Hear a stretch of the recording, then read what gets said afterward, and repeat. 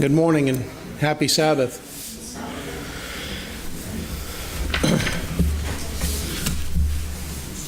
We've been waiting for the second part.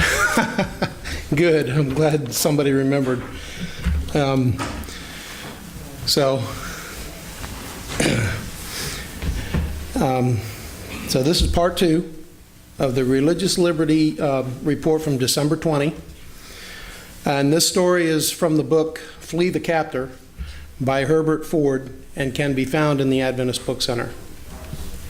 And I also like to add that this is also a story that is an example of stepping to the plate when someone else's religious liberty is at stake and taking action to help them. Not necessarily our own, but somebody else's. So I just wanted to maybe bring that out. After about 10 minutes of struggling with the current, and now about midstream, when all of a sudden he was caught in the beam of a powerful German spotlight. In a moment, another beam caught him in its glare. Then a deadly chatter arose over the rush of the water. All around him, the water began to sputter and hiss in a weird symphony of sound. Machine guns, they're firing at me. Bone-tired from the fierce struggle from the rushing current, he plunged underwater and kicked for all he had toward the opposite shore. Now he was in a frantic fight to live. The water, the bullets, the lights, all combined to confuse and frighten him. God, please help me, he prayed. John Henry Wiedner, a young Seventh-day Adventist, had spent the last 4 years founding and operating the Dutch Paris Underground Network, saving scores of Jewish lives and downed Allied airmen from the hands of the Germans. After escaping from the Germans, he now found himself in a fight for his life in the Rhine River as he kicked with desperation for the opposite shore. Plunging underwater, he gave one last desperate effort and let the current take him toward Switzerland and freedom. When he felt he could not stroke another time, his foot hit some mud and he realized he was safely out of machine gun range. Safe in Switzerland, he thanked God for his deliverance from the hail of bullets and made his way back to France.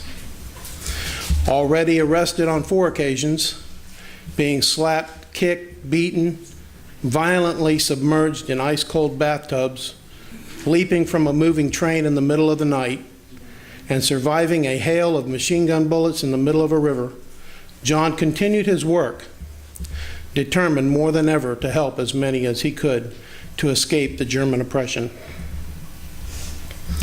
As the war progressed, the desperation of the Gestapo to stop the escape of Jews into Switzerland and Spain became more intense. John was highly sought after, and he was considered one of the most wanted underground leaders in France. A reward of 5 million francs was posted by the Gestapo for his capture. On Sabbath, February 26, 1944, he decided to meet with his sisters Annette and Gabrielle for lunch in Paris. Deciding not to attend church for fear that if he were captured, other members would be implicated. He chose instead to read his Bible in a park nearby. Suddenly, Annette came running across the park lawn, her eyes filled with tears. They came to the church and took Gabrielle away. She sobbed. John was shocked. He had felt Gabrielle should not take an active part in Dutch Paris, as she was secretary to Pastor Oscar Meyer, the Adventist administrative leader for France and Belgium. He had been careful not to even mention her name except to his closest associates. Later he learned that Gabrielle was imprisoned just outside Paris.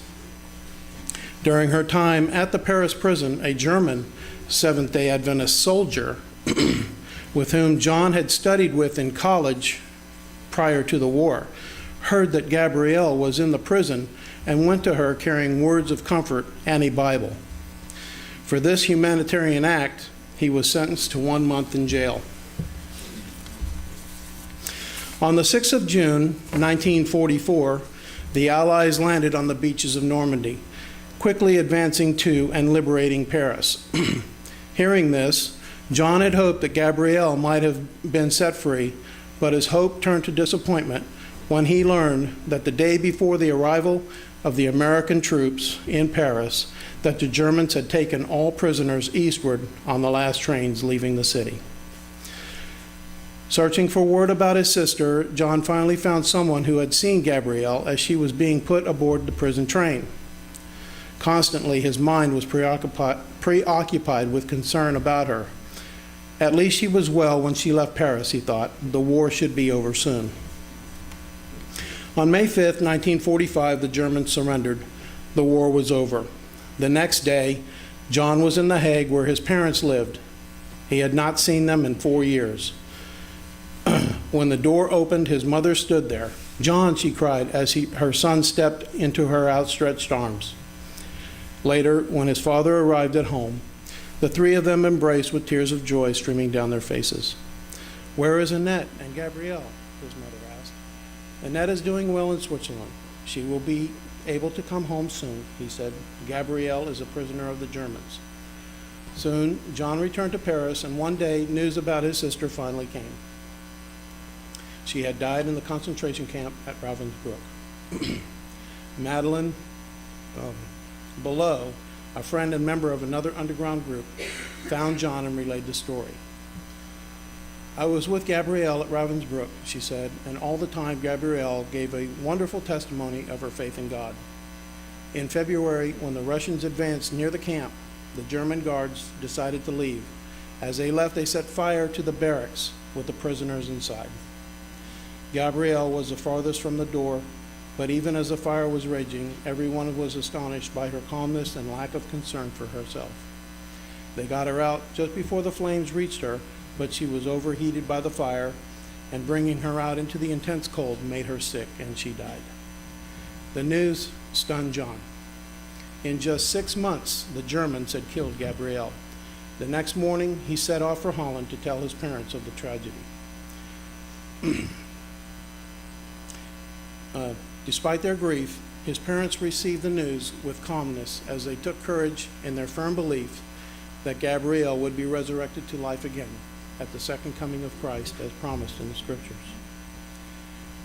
Between the years of 1946 and 1950, John endured a series of award ceremonies, each one as unexpected as the previous one, as he had desired no glory for his work. Shortly after the liberation of Paris, he met General Eisenhower, who spoke of the appreciation he felt for underground leaders such as John. Later, a general representing the French government awarded him the French Legion of Honor. Then, in a private ceremony, he was awarded the Croix de Guerre. Then later, he received the French Médaille de la Résistance. In another ceremony in Holland, he received from the American military attaché the American Medal of Freedom with gold palm for his participation in successfully conveying 112 American and other Allied airmen to freedom. At the British Embassy, the British ambassador awarded John the Military Order of the British Empire. In 1947, about 100 of the more than 1,000 Jews of all nationalities whom John had helped escape the Nazi death sentence gathered in Amsterdam to honor him. Each contributed to a fund which guaranteed that John's name would be entered in the Golden Book of Jerusalem. On May 25, 1978, the State of Israel awarded John the Righteous Gentile Medal for his work in the Dutch Paris Underground. In 1993, John was chosen as one of 7 persons in North America to light a candle in honor of the rescuers of the Jews at the opening of the United States Holocaust Memorial Museum in Washington, D.C.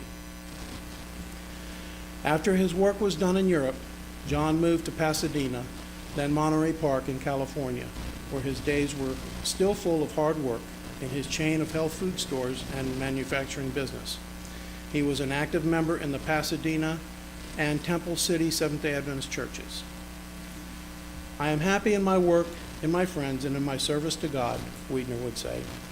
"There are many joys in remembering the past, knowing that I have helped as best I could, and in contemplating the future with faith in a God who never makes a mistake. John Wiedner never lost his assurance that he was God's man doing what his Heavenly Father would have him do. Only the hand of God could have saved me from the things in which I was involved. I am completely satisfied in my own mind that God led me through those years of evasion, capture, torture, and fear. Few will deny that providence was indeed by his side. There can be little doubt that the Father of the universe, who does give his special guidance and protection to those who, like John Wiedner, demonstrate complete faith in his ways and works. On Sabbath, May 21st, 1994, John Henry Wiedner, a righteous Gentile, friend of man, child of God, died at his home in Monterey Park, California.